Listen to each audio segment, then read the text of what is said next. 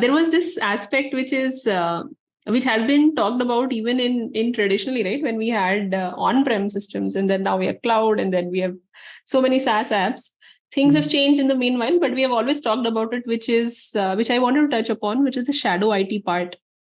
And we always never knew the entire picture from the IT organization side of things. And that happens because when you grow beyond a certain size as an organization, you would have these. We used to have those applications earlier. Now we have so many of these services, these APIs. Many times, different versions of the APIs are created, and you don't know what is being used for what.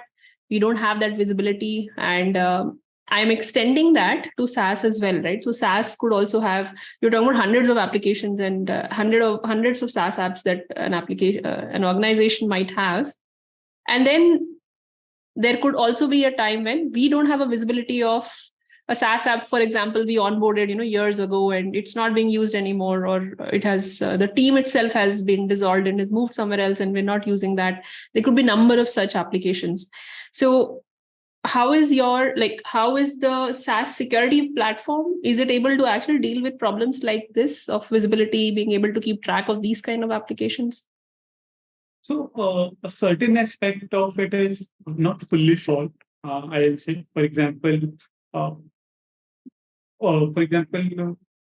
most talked about, like while talking to security practitioners, like many of them gave the same example, that their tech team, they were building a new microservice. They did the whole VR diagram thing, and they wanted to have a cool graphical representation. So DB diagrams, they went to DB diagrams and put it out there. And by default, it was public. So now their whole DB schema isn't public. Right.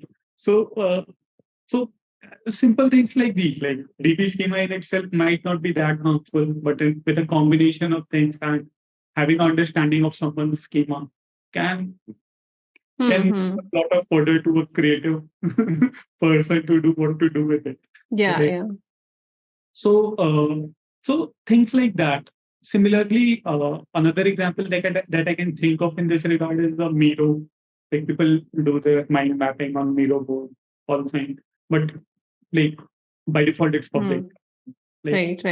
Don't have the enterprise version, and that is where a shadow IT problem translates to a shadow SaaS problem. Right? For the shadow IT, it was like we onboarded a new tool without going through the full scrutiny and all. And then leakage of data is more like a shadow SaaS problem. And to add to that, it can, in cases, also lead to compliance issues. So you might be using an application that is not, like, let's say, data residency law that is not following or not compliant with, right? Or sensitive data is being dumped in public. Like, if you want to do like anything that's like so much of sensitive information is there on Facebook, for example. Yeah, that's like also one of the go-to SaaS applications. One of the go-to applications for attackers when we are looking for good information. Yeah. Just on GitHub, that will be like proprietary code might be public, something like that. It all keeps happening. Just that you have to identify.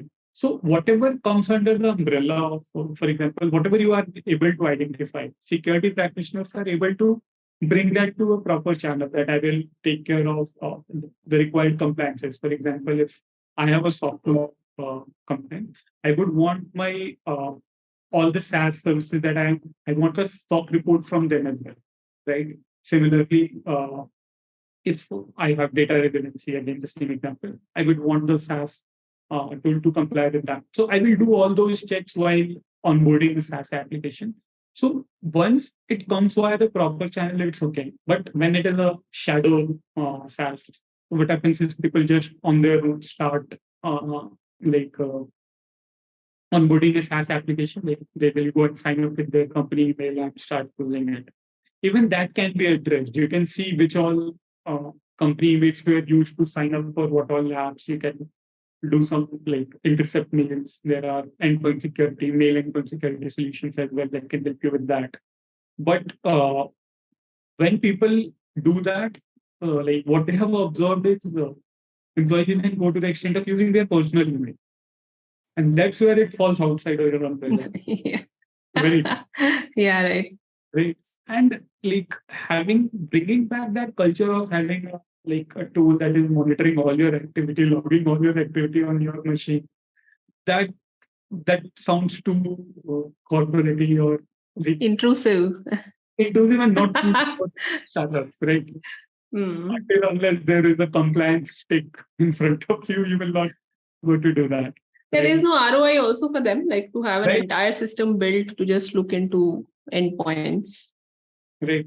So that is something that is, I'll say, still outside the umbrella of a system. Like there are certain aspects, like certain signals you can use. For example, you can use some DNS records to check what all tools are configuring, or something. For example, if you have a postman collection, if you find a public postman collection pointing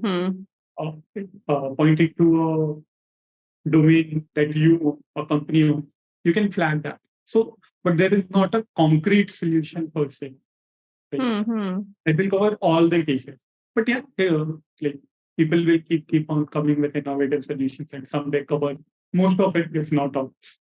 Yeah, I mean, I think that's with some of the areas in security. There's just a lot of subjectivity and there are a lot of context with every thing, and even those that you come up with can be bypassed. So this keeps happening over a period of time. But I think the sheer number of controls that you already have. I was just thinking, in security, we are not used to having a single product for so many things. We are used to having so many products for a few things. So